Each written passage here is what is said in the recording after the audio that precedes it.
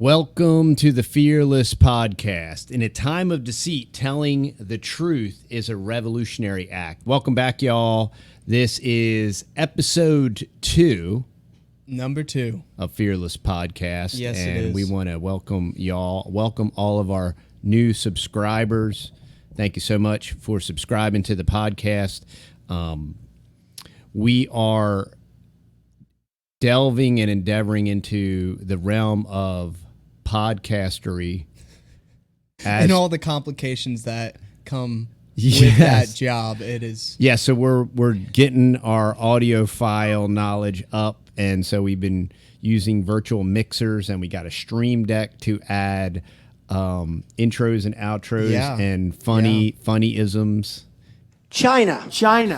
so So we got a soundboard, y'all, Yeah. to kind of spicing it up and liven it up, and we'll be able to add to all types these of fun stuff as we accumulate. So make some recommendations. We really want this to be interactive. Yeah. We want some feedback. So if we say something you were like, oh, that would have been really good if he would have put some type of Joe Biden reference right there. Give or us something. give Whatever. us some soundboard ideas. Give us some questions. We want to do a Q&A section to hopefully every podcast. So whatever apps you're streaming on, if you're listening on the Fountain app, you can comment on the particular episode there, or if it's on our backup YouTube, if it's on the Fearless Podcast YouTube channel while it's still around, for now.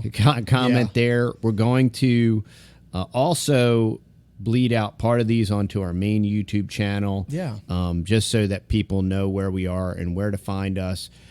Probably, since there's only 24 hours in a day and we have 6 kids, a farm, 3 or 4 or 5 or 6 businesses, and we try to be self-sufficient and try to do all these things. And here's the biggest thing, and I think this is why it's encouraging. We're not experts in anything. We're kind of good on a lot of things. This is not a how-to channel. You're not going to come here to get these deep, heavy, technical. I'm not going to show you chemical analysis or anything. Now, I will point you to resources and people that are excellent at that kind of stuff. We're going to have lots of great interviews. I already have some interviews lined up, and we'll decide on the scheduling. But I say all that to say this. We're probably going to be releasing less on YouTube since it is so shadow banned and stifled. It doesn't make sense to put more effort into that. Yeah, and we're just going to try our hardest to grow the podcast as much as we can, and then use YouTube as a leverage to, feed the podcast. Feed the podcast, have people come over here and check us out over here. Yeah, and it's just it's just when you put in a lot of effort and you spend a lot of time. Matt spent 5 hours basically trying to get these different voice meter things to work with the stream Literally, deck. and right before we went live, right before we pressed record, I was like, well, we're not going to be able to use any of this stuff because I couldn't figure it out. And I YouTubed every single voice meter, sound pad video on YouTube, and then it literally was just me tinkering around on it, and I accidentally clicked on one of the buttons or whatever, and then I was like, Dad, it's working. He pushed one virtual button. And I knew. I'm like, and we kept trying to go through. I'm like, I promise you, it's going to be one of those 8 trillion buttons on there, and you're going to click it. It was. But and anyway, so this is about? technology. So what we're going to talk about today is I wanted to talk a little bit about the Fed rate hike and the impact of that and what that means, and then also why the coming collapse that is absolutely coming and is being manufactured in a larger sense, if you're prepared. And we're not some military trained ultra. We don't have a bunker or anything like that, but we have spent the last, we were super low grade preppers even before we strategically located, and we were preppers in the sense that we were preparing and storing food, and we were also considering the means of protecting and defending ourselves and that cachet and all that good stuff. So, we're not, You know, you're not going to get like any kind of militaristic strategies or anything here, because that's just not, you know, we're not trying to fake it till we make it or anything. We just being honest, transparent. We're sharing our thoughts and ideas and what worked for us. But I want to talk, one, about this rate hike, the impact and implications of that. And then two, just how it will or will not directly impact or affect you if you are prepared or are preparing, and also the fact that there is still time to prepare. And then lastly, I want to hit this global warming article and share some facts and data with you that's very interesting. And you know, we're still developing our format and deciding how we want to do this. Interviews are simple and easy because it'll just be and I love that whole aspect. But as far as how the regular episodes will be formatted, we're still trying to. Yeah, it's definitely a big learning curve, and we just want y'all to, you know, click on our podcast and just, it'll bring a smile to your face. You'll learn something. You'll have a laugh, you know, and you'll just leave being, you know, refreshed and renewed, and then you're just wanting more of them. Yeah, and we're going to point you to resources. Yeah, exactly. And, you know, the whole thing is like, it's real easy to do the doom and gloom thing and to do like, buy these 5 foods now while you still can. And, you know, you do that video like 20 times over the next 2 years. And it's just, you know, it kind of gets old and psychotic. And I mean, you can. It's a free country. You can totally do it. And but it's just, it's a little crazy. But and honestly, you know, this is a great topic. I'll talk about it right now. You know what that does? It kind of hardens you in a way. What do you mean? And it hardens the public in this sense, like, oh, that idiot, he's been talking about stocking those 5 foods for the last 4 years. Nothing's happened. And I believe this is all part of the slow burn. But let's get into this whole rate hike again. Yeah, go ahead. So the Feds hiked the base rate again. Now, every time they hike the base, so the first thing that will happen is more banks will collapse, okay? Because there is a direct correlation, and these banks that collapse know that this rate hike is coming. They do not prepare for it. They do collapse, and then the big 6 get Fed funds to scoop them and buy them up. So this has everything to do with consolidation. And so this way they can consolidate the banks.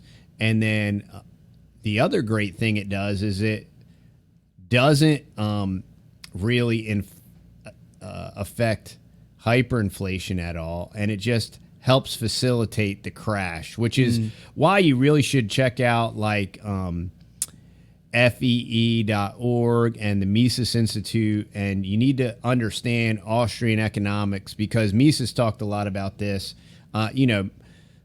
Inflation, one, is almost exclusively avoidable, and the type of inflation we experience in America is by design. It's a passive forever tax, and it's a purposeful erosion of our monetary system and buying power as a means of wealth redistribution and as a forever tax. So after they pre-income tax you, tax your income, tax your capital gains, and then death tax you, they and inheritance tax you, then they take your inflation tax, because, you know, they unpegged us from the gold, then they stated then they stated the price on the gold, so that we had 2 changes, and then we had the whole silver thing, and then they unpegged us completely from a backed security, and it was all by design. And it's all, and the other really important thing that I bring up a lot is about capitalism, right? And there's no such thing as capitalism anymore. This is a debt-based economy, and a debt-based economy is not a capitalist economy. Capitalism can only exist if there's capital, okay? And capital, just do yourself a favor, look up, now you're going to need to use an older dictionary, look up the definition of capital, okay? And you know what it has to do with? Savings. So what does nobody do anymore? There's no savings. If you do not save, you don't have capital.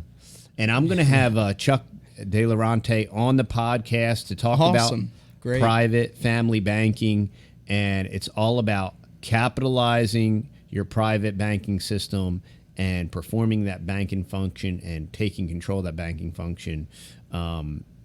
And it's really about capital and capitalism, and then how to control the capital and how to be a capitalist and how to be an entrepreneur and how to control that function.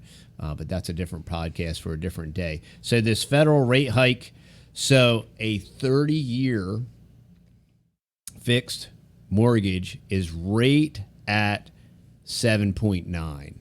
Okay, so I just did an internet search for a base rate of a 30-year mortgage. It's at 7.9.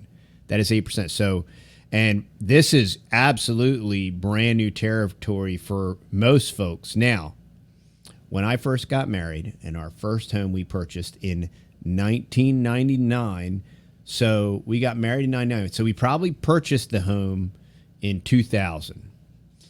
Because we had a rental, so it was probably a 2000. We purchased the home in 2000. Our first mortgage was 9.99. Come on. And I remember when we could refinance for 6.75, and we were like, ooh, you know, and now we're approaching a 30-year rate of 7.9. Now, what that's going to do dramatically is that's going to have a very dramatic impact on the housing market. It's going to have a big impact on new home construction. It's going to affect the current inventory on the market. And there's a new Jack Spirko was talking about this either today or yesterday in his podcast. You know, there's this new element to our real estate market that did not exist 30 years ago, and that's called Airbnb or VRBO, right? Yeah. And here's the thing that a lot of people don't know. Now, 3 years ago, I went to Nashville for a conference, and in downtown Nashville, we stayed in this high-rise of apartments, and this entire apartment high-rise, I forget, I want to say it was 500 units. This entire high-rise was designed and built as an Airbnb lease out, you know, and it was super technocratic where you had your smart key on your phone, and that's how you got in the building and went up and down the elevator and got into your room. It was very technotronic and kind of creepy and scary. But when you think about the fact that there are thousands of these types of Airbnb, and this is all, you know, speculative. This is all done as different types of joint venture, and it's been very lucrative. So these short-term rentals have been incredibly lucrative. There's entire smaller economies based on this concept and idea, and now you have entire high rises, and then you have areas like Broken Bow and these different type of resort areas where you have real estate value that's hyperinflating because of all the development. Two, you have all of these fancier overbuilt homes that are more luxurious than your standard first-time home buyer home because the fact that you're building it with the sole intention to short-term lease it, right? And these short-term leases, and especially vacation, luxury short-term leases, will be the first to be impacted by this. And so there's these new twists and spins that are in the real estate realm that did not previously exist that will exponentially be impacted, one, by rate hikes, and two, as unemployment goes up and as discretionary income continues to drop.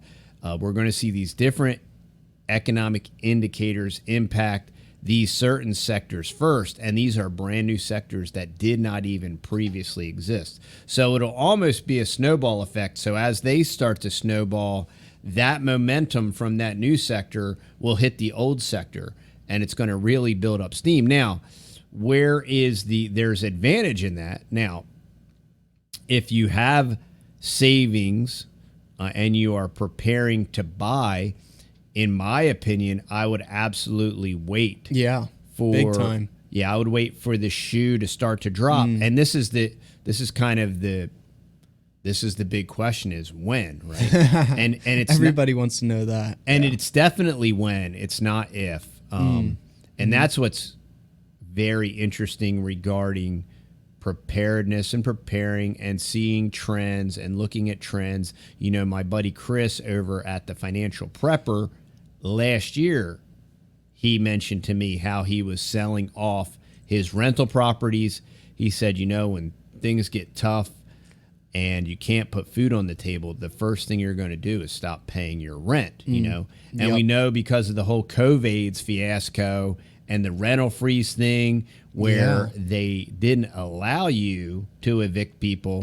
That was nuts. Yeah, so that was some crazy stuff. One of the very first things that the powers that shouldn't be are absolutely going to do, I can absolutely promise you and guarantee it, when things start to sift like sand and the foundation goes to zero and everything starts pouring out like water, one of the first things they're going to do with the housing market, and especially, they love penalizing the saver. They love penalizing the business owner and the person that invested their sweat equity and their time and their money and their resources in creating housing for those that either haven't been capitalized yet, aren't, or are less fortunate, or are hard, are on hard times and just aren't in a position to do it, right?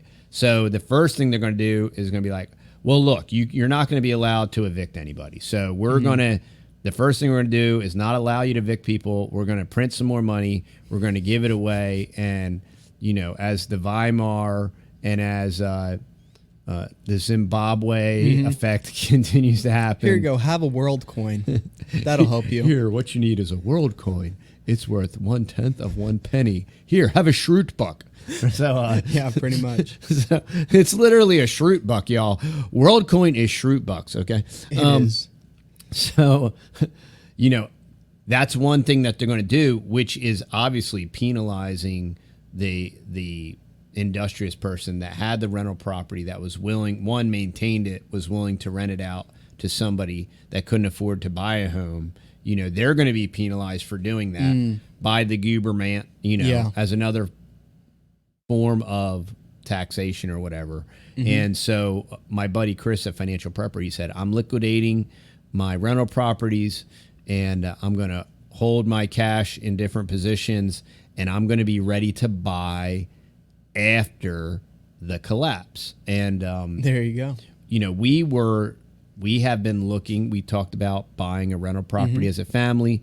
I told the boys, I said, look, we'll buy the property and with our cash, and then you put in the sweat equity and the effort, and that'll be our joint venture. This will be a legacy property that we hold as a family, and we'll rent it out or we'll flip it or whatever. And I said, the biggest problem with that is, like, I do not want to buy right now. There needs to be a correction. There's been all of this market manipulation by all the venture capitalists, BlackRock, Blackstone, Vanguard, Bill Gates, Jeff Bezos, et al. Yeah. Don't we have like a creepy button? Which one? Oh, who else was buying stuff? No, Matt. Who else was buying stuff? China.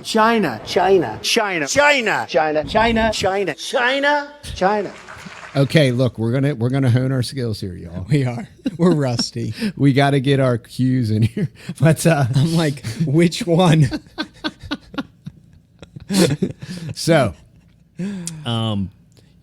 once this starts to, and there's a lot of financial guys and real estate guys, and they seem to think and predict that Blackstone, BlackRock, and Vanguard, they're going to peel off their holdings. I don't think that's going to happen. I don't think they'll push their holdings back into the market. One thing that we saw in 2008 that we are absolutely seeing now is, and I can speak from personal experience. You know, when a house goes into foreclosure, there are laws in place, and if I can remember correctly, a bank is required to foreclose and push the house to the foreclosure to market through a short sale or whatever within 30 days. Gotcha. But what they did, okay, so this is what they did to our property. Yeah, we have personal experience. Yeah, so I have personal experience, and I know exactly how this works. Yeah. And we weren't, you know, we allowed them, we knew that the property was going to foreclose on. And for those of you that don't know our story, when we decided to move and couldn't sell our house, we're like, bye, like, keep it. Like, you can keep it. And at the time, there was all this Obama stuff and all of these giveaways, and we'll refinance. And they were willing, you would not believe it, y'all, what they were willing to do. They were willing to, like, shrink our mortgage into, like, a third. What? And roll in all this extra money. And all it was, y'all, is they just take federal bucks and pay down your mortgage with it, right? Through all these different government programs. And I said, look, I'm like, I would be interested in that if I was coming back. I'm never coming back. I'm never coming back. So, and I'm going to be 2,000 miles away. And I kind of really despise and hate everything about what y'all stand for, and the fact that you're trying to welfare me back into my house and all this different stuff. So I said, you know, y'all can keep it. So the foreclosure process started, and the lender went from our private local bank that had our mortgage, and it got sold to, there's all these money games inside the federal mortgage program. And I'm trying to remember the temporary, and if any of y'all were actively participating in 2008, whether it was investing, and what I was doing is I was day trading in 2008, and I was buying financials at the bottom of the market, and I didn't know it was at the bottom of the market at the time. And I was watching these Citigroup and AIG, and I was watching them go 99 cents a dollar, 99 cents a dollar. And maybe I'll interject this right now. So since I was day trading, I noticed this anomaly. I had 3 big screen TVs, and I used this software to track all these different stocks. And the particular software I was using, it cost like $2,000 or $3,000, and it would do a chart analysis. So any of y'all that are familiar with chart trading, like candlesticks and teacup handles and inverted this and that, and I used to be real up to speed on it.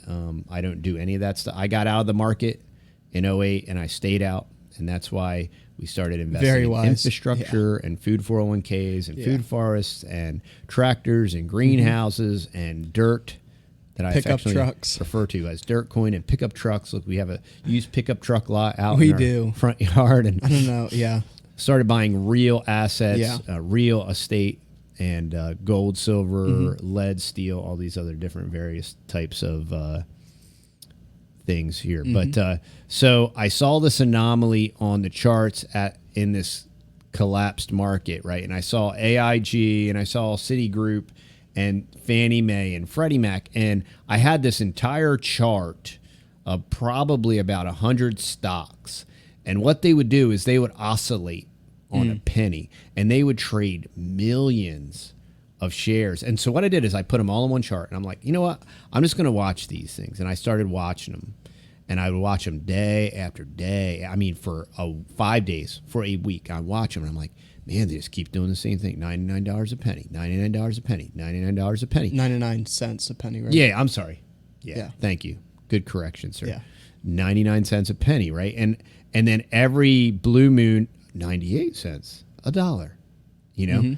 And I was like, wait a minute. I'm like, there's got to be a way. Like, if this is so consistent, there's got to be a way to make money. And I said, wait a minute, I got it. So I went on Fiverr or one of these freelance websites. We right? mean 99 cents a dollar, not 99 cents a penny. Yeah, I said it backwards again. Yeah, I know. Hey, y'all, ever since I went carnivore, like the brain fog is totally lifted. Come on. This guy is a dog whistle about as big as a foghorn. Exactly. Thanks, Joe. You're right.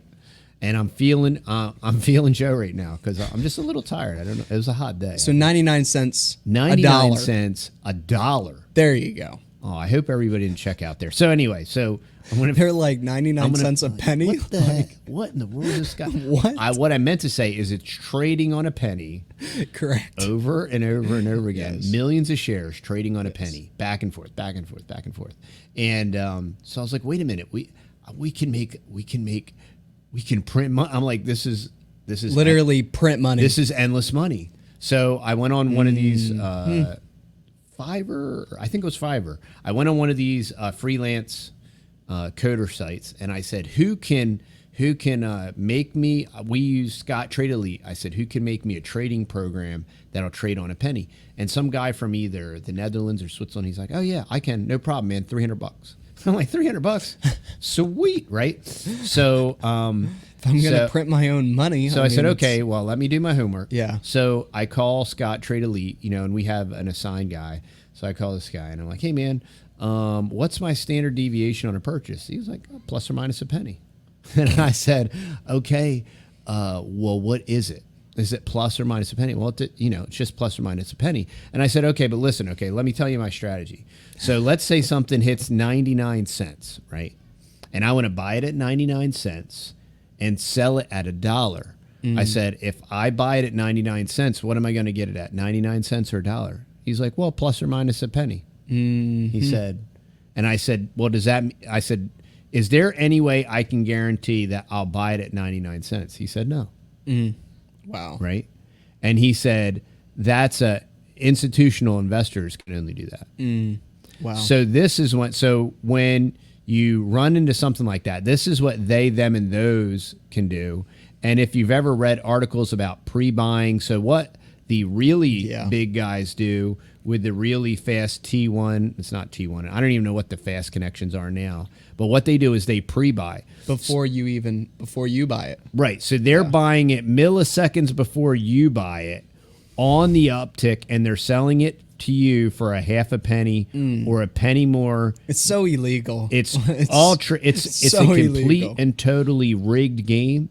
And as I was in the financial industry and saw every aspect of it was a Ponzi scheme, it was a shill, it was a sham, it was smoke and mirrors.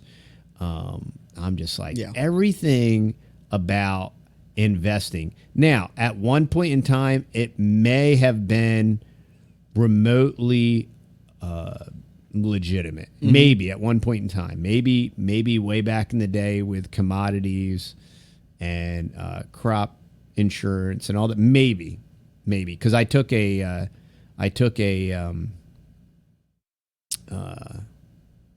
class on doing man, I am a little foggy today on well, I'll think of it later.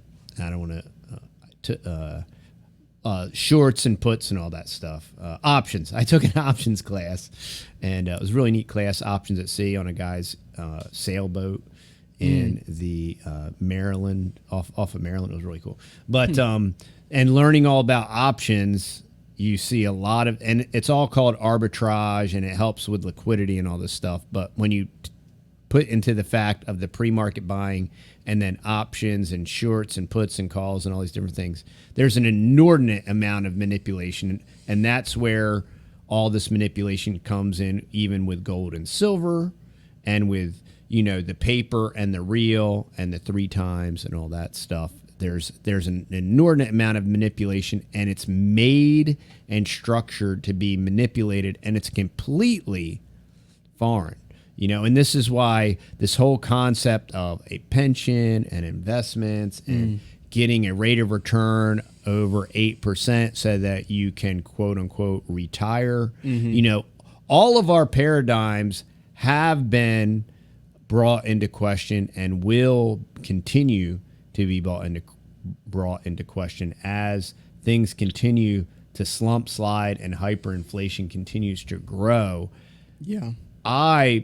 It's my conviction and belief that retirement will absolutely disintegrate. But because it was designed that way. The original concept was a socialist concept in the Weimar, and they structured it so that you paid into it, and according to the actuarial tables, they knew that you were going to die before you'd ever get it. So it was a wealth transfer. It was a way for the government to steal your money. And it's no different now with IRAs and 401ks and all their corny rules, and you can't ever get it without penalties. Yep. You know, and how is it yours if you try to get it and you have to pay half of it in penalties?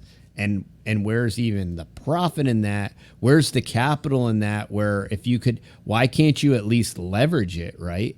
As an asset. If it's really an asset, why can't you leverage it? Why can't you collateralize, leverage it, and borrow against it? And there's going to be some guys that claim you can, but it's just, it's not true. You cannot. And that's, you know, and that's the way the government wants it. That's why they give you the tax advantage of the pre-tax contribution. Every time they give you a perk, it's always with a con. Handcuffs. That's right. It's always a con. So if you ever think the government's ever doing with several anything, cons and loads of strings attached, yeah. If you ever think the government's doing you a favor, They're not. I promise you they're not. So, you know, as this interest rate continues to rise, banks are going to fail. What that's going to do is going to consolidate the banks. The rate, they know when they raise this rate, the banks are going to fail. And, oh, well, the T-bills and, you know, it's all by design. It's not going to help inflation at all. It's by design. It's to collapse the system. And really, the only way that most people see a way out of it is going to be with a rebasing of the currency. And really, the only option for a rebase of the currency is with central bank digital currency. So we're watching them. So we're hearing them talk about central bank digital currency and WorldCoin and all these Fed now and all these different coins and stable coins and blockchain and all this stuff. And then simultaneously with that, we're watching them collapse our monetary system, like sending $150 billion to the Ukraine didn't affect that. And, you know, and now we need like billions of dollars so we can block out the sun to stop all the global warming and all these different things, you know. That Trump caused, by the way. That's right. Trump caused global warming. He did. It was the glow from his orange skin. It acted like a second sun. And it literally heated the environment. It made this summer hot. It was going to actually be cool this summer. Also, I did hear that the spray tan that he uses uses CFCs. So when he's spraying on his orange glow, he emits more ozone. Dude, remember that whole killing the ozone layer? Matt doesn't even remember the hole in the ozone layer. No, I have no idea. That healed itself. That was before. But that was the era. That was before global warming and cow farts. It was the ozone layer? Yeah, we were destroying the ozone layer with Aquanet. And you know, all those guys at work that wear one the spray hair at a helmet time. like Jim Bob Duggar. Yeah, so one spray at a time. And there was that, what was that? Right guard. There was that under armpit spray with full of aluminum, and when you like sprayed your skin, it felt like you like shellacked under your armpits with like some kind of veneer, and like it couldn't sweat, and it was the weirdest thing. I don't know if any of y'all ever use antiperspirants or anything. I just use like the salt crystal now, but that aired extra dry, and that one, dude, you would spray your armpit, and it would be like matte finished. It would be like a matte, and like it was weird. You would touch it, like, man, but it's definitely healthy for you. It's good for your lymph nodes. Would it actually keep your stench away, or? Well, your armpits would be so hermetically sealed, like stink couldn't come out, sweat couldn't come out. Like you were like, it's like, oh man, yeah, it was like wrapping your armpit in a Ziploc bag and using like a 2-part epoxy, you know, like the contact cement. Yeah. But anyway, so these rates are going up. Mortgage rates are going up. these smaller banks will continue to collapse. The Fed will not bail out the smaller bank. They'll TARP and fund the bigger bank to buy out the smaller bank. So this consolidation continues. Then as the currency continues to tumble, they will this rebasing will occur probably and most logically, as according to what they're doing now, will be through a central bank digital currency or multiple central bank digital currencies. It doesn't have to be one. It doesn't have to be Beast Coin just yet. It will. It's ultimately going to Beast Coin. Yeah, eventually. Yeah, but it doesn't have to be Beast Coin right off the bat. And Beast Coin can be Beast Coin on the backside of the blockchain anyway. So just on the ledger. So you could have multiple coins. You could have 1,000 coins, and they can. It can all be linked on the backside of the ledger. So. And that doesn't mean that I even know any of that technical stuff because I don't. You want to pull up the next topic that we're going to be talking about? Yeah, and while we're at it, this episode is brought to you by thetexasboys.com. This is a value for value proposition. So if you do enjoy our content and the type of information we provide, please go on over to thetexasboys.com. Check out some unvaccinated honey money if you're looking for some honey for your pantry, some liquid gold that will last you thousands of years. That's an incredible barter. Yeah. We always talk about parallel economy, parallel community, parallel society, right? Barter is a parallel economy. Yeah. Matt bought a truck the other day, and there was a little bit of barter, a little bit of ground beef in it, a little bit of ground beef. So it doesn't have to be digital. It doesn't even have to be gold and silver. If you are looking for grass fed or if you're looking for grass fed pork or grass fed beef, and that would be grass fed beef, and it's grass finished too. You can head on over to thetexasboys.com under the butcher shop, and you can put down a deposit for a whole cow, half a cow, or a quarter of a cow, and we sell that by the hanging weight, but you do have to be local to the Northeast Texas area. So if you are interested, you can head on over there and get you some delicious meat. There you go, y'all. Now you know what's up. Okay, so the second thing that I wanted to talk about. So just to finish off on that topic is the advantage of this collapse. One, there's going to be a buying advantage if you have positioned your finances and your assets. This is why I want to have Chuck on to talk about private family banking and private capitalization and private lending, because it's a solution to a lot of this collapsing, cascading lending and banks and raising rates and all these different things. But there are going to be incredible opportunities if you are ready for them. And one of the parts about the opportunity, it's, success is when preparation and opportunity meet. And I don't think in the whole prepping and preparation we talk enough maybe about opportunity, being ready for opportunity. It's always about being ready for the next collapse or being ready for the next power outage or the next tsunami or the polar shift. There's stupid stuff like that, which I think's dumb, but like you're not going to prepare or survive a polar shift. I mean, I'm not a scientist, but I do trust the science, and you're not going to survive. So,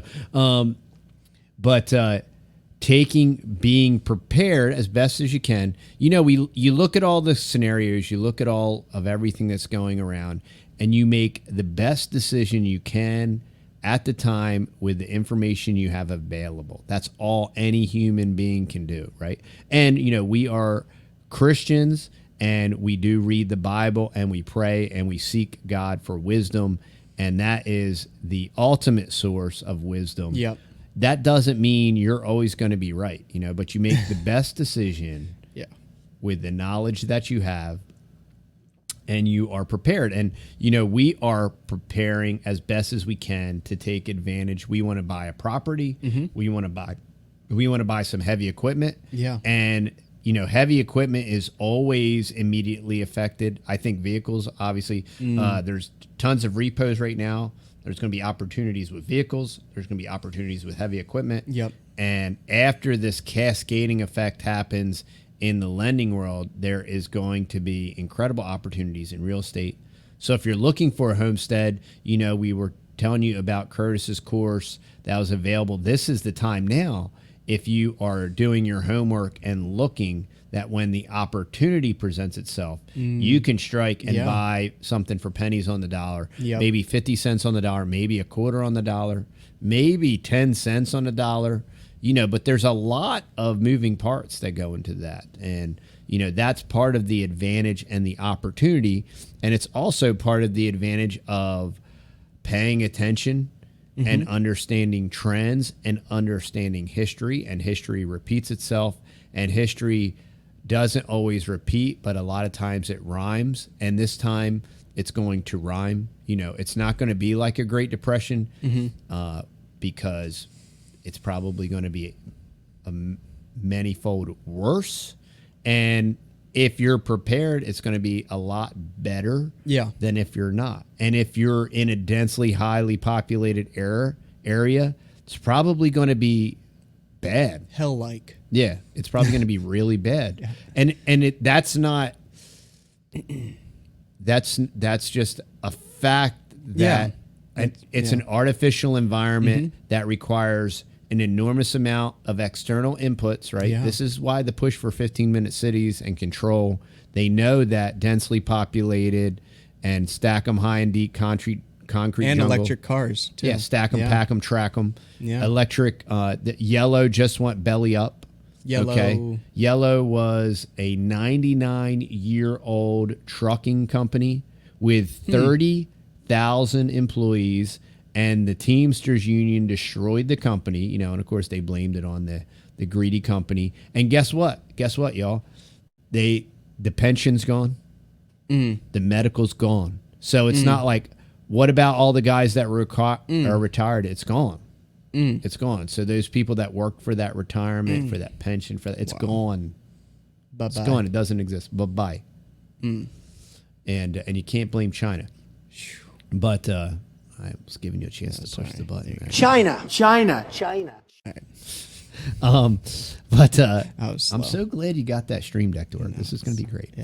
As soon as you take my cues. I'm like, wake up. Yeah. Okay, so Yellow just went belly up, and it's gone. And now 30,000 trucks, or let's say, I think there was 20,000 drivers, are not driving a truck. How does that impact and affect the distribution of products? Big time. And just to scale another company or multiple companies, whatever, to scale. And then when you factor in this stupid idea of like electric trucks, can you even imagine a semi on batteries and the weight, let alone being able to charge it? Let alone when it crashes. And when it explodes like a nuclear bomb and all that stuff.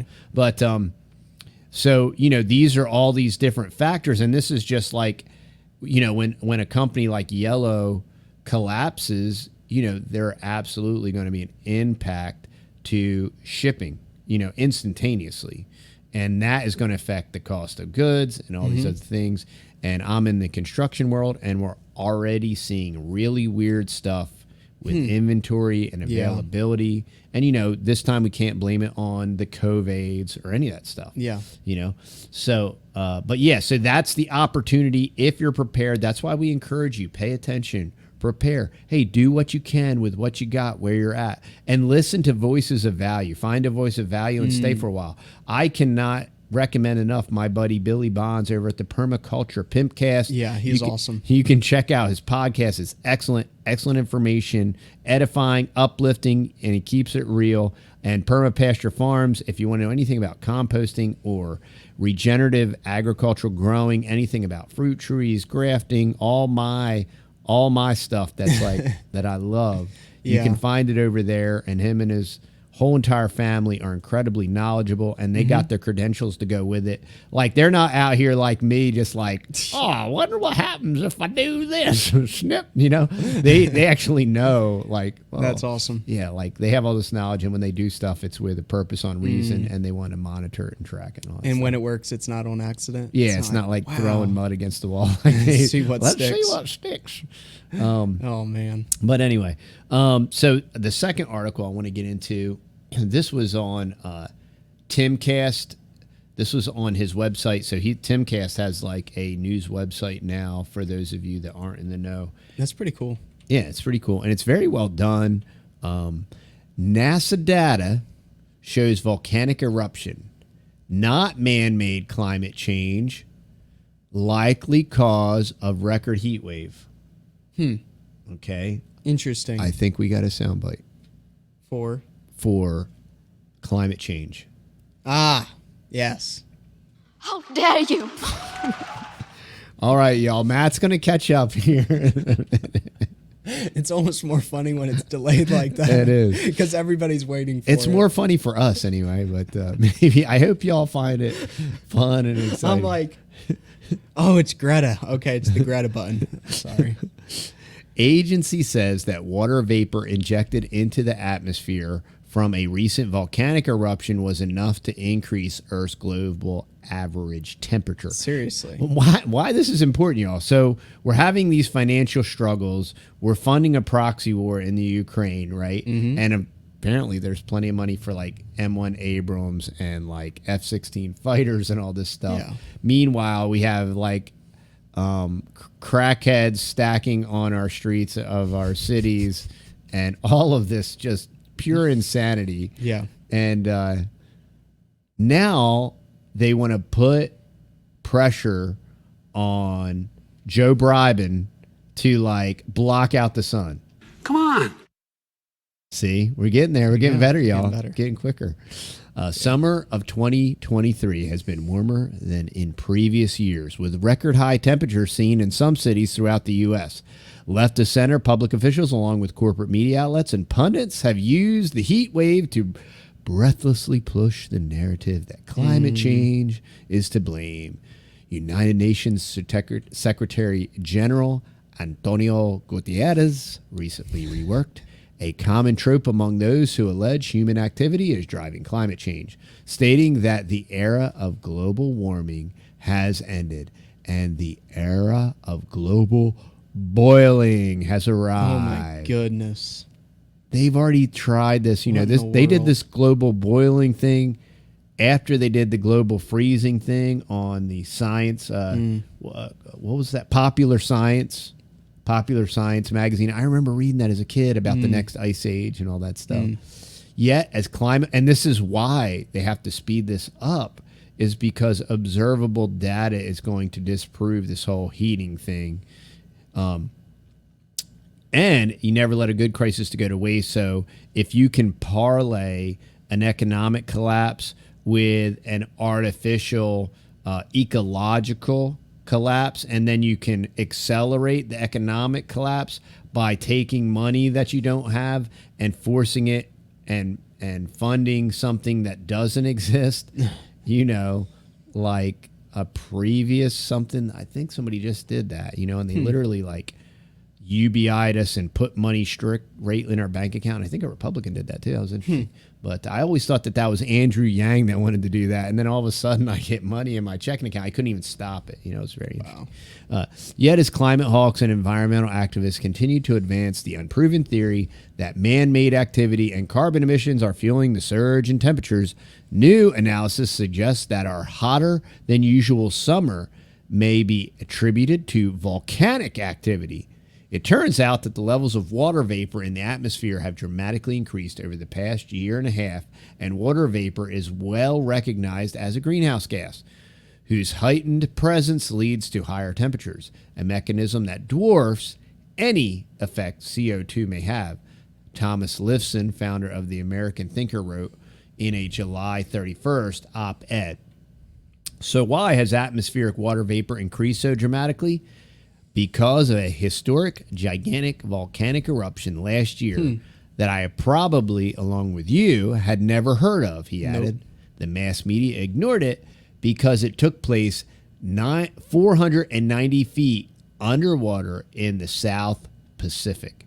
And this was always my argument against the whole climate change and global warming, is all of this deep sea methane release. Like there's so much deep sea, whether it's volcanic activity or methane activity, that we absolutely cannot stop. It just bubbles up all day long. So the solution is, rather than stopping this thing that's supposedly going on. Yeah. You know, how slaughtering millions of cows. Yeah, how about just plant more trees? Yeah, there you go. Like we could do that. Like we don't need all these solar farms where they like destroy the fauna and they destroy the soil and they put out all these diminishing solar panels that don't even work that well. And I promise you, if it's a government project, they're using overpriced panels that are inefficient. Yeah. I mean, that's just a proven fact. Everything that they do. And it's somebody's uncle's old stock on the back of a yellow semi tractor trailer that got left in the yard after the Teamsters Union folded the company under. And like, hey, I know how we can get $800 a panel for these $200 solar panels. A bada boom, bada bing, forget about it. You want to wear some concrete shoes? According to NASA, when the Hunga Hapaya, thank you, volcano erupted last year. I just said volcano. Volcano erupted. That's a new one. Well, I said Hunga Hapaya. Volcano erupted last year, along with producing a sonic boom that circled the globe twice and a tsunami. Whoa. It blasted an enormous plume of water vapor into Earth's stratosphere. Stratosphere, y'all. Stratosphere? That was a pretty big blast. Dang. Enough that water vapor has been where no NASA astronaut has ever. Dude, literally, quite literally.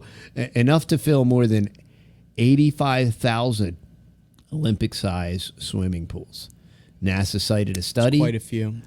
published that's a lot. in geophysical research letters showing that an estimated 146 teragrams, 1 teragram equals a trillion grams of water vapor, was sent into the atmosphere, which is equal to 10% of the water already present in the atmospheric layer. I think it's supposed to say layer, maybe.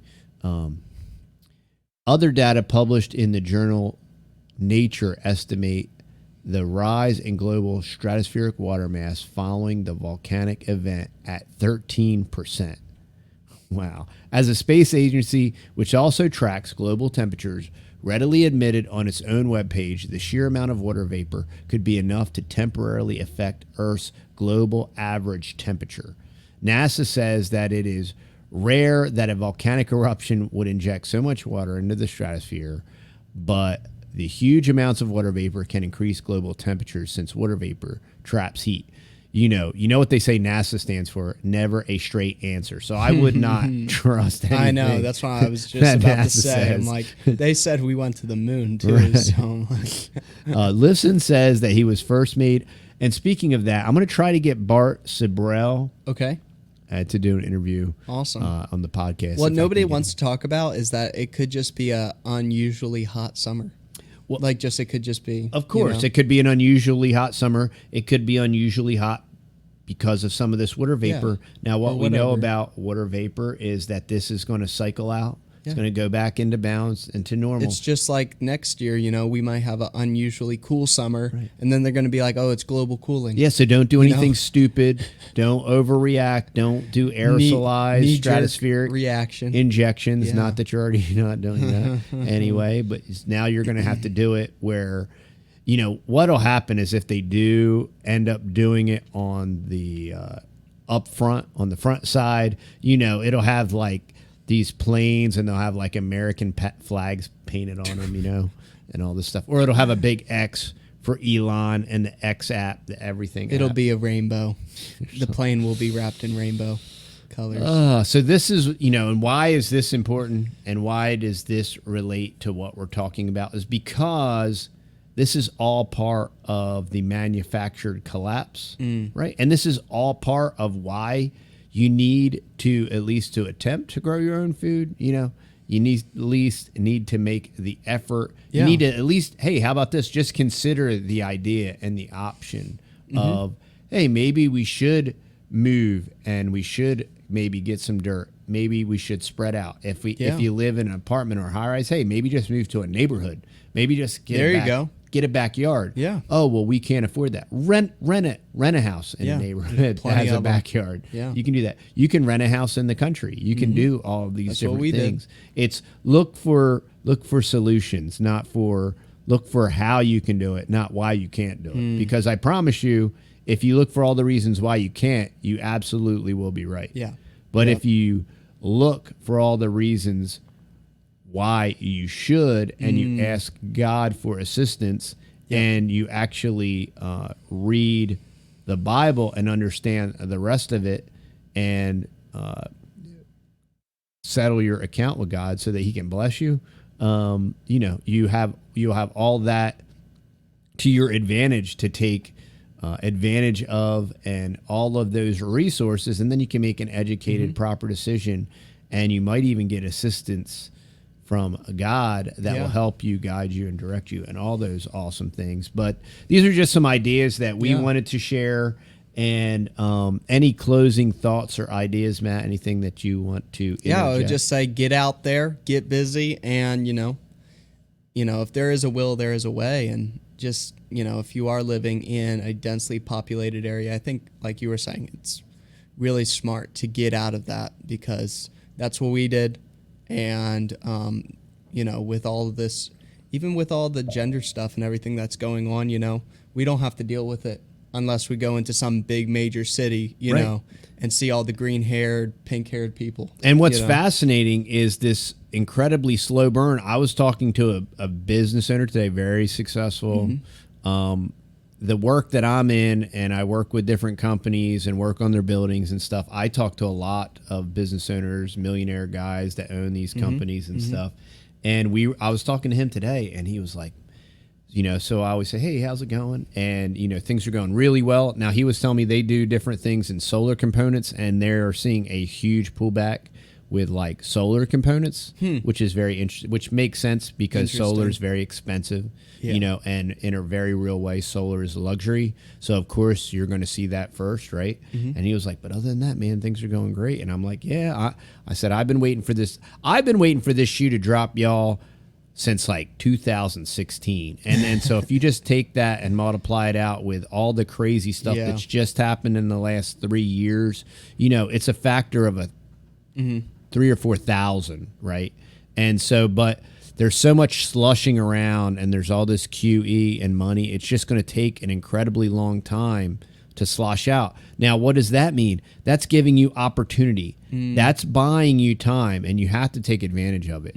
Don't just complain about it. Take advantage of the opportunity, this slow burn. Now, when it starts to go, it's going to go very fast. Go boom. Now, could that be 2 years from now, 5 years from now? Yes. Could tomorrow. Could it be 10 years from now? Yeah, it could literally be tomorrow. Literally.